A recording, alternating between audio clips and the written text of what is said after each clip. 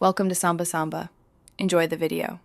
You start by making the trailer safe and easy to work on. Chalk wheels and set the parking brake so nothing shifts.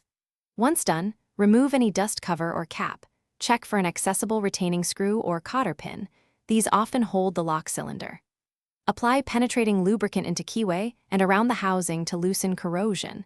Then use a flat punch or 10 mm wrench to depress or turn any visible retaining parts while you maintain steady pressure. Now you move into the mechanical bypass. Apply firm rotational torque to the lock body while prying the latch open with pliers or a pry bar. This stresses internal parts to free the tongue. If the cylinder shows a seam, insert a thin shim or flat punch between housing and cylinder and twist. This can separate components. Once you expose tumblers, gently depress them with a small screwdriver while turning. Make sure to work slowly to avoid breaking parts. You finish by freeing the latch and withdrawing the tongue. After separating the cylinder, actively pull the latch with vice grips while wiggling to clear binding.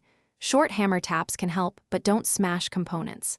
If a retaining pin is seized and won't budge, drill it slowly with a center bit and then extract any remnants.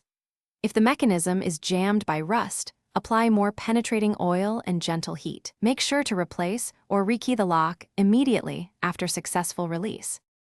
Thanks for watching. Consider subscribing if we helped you.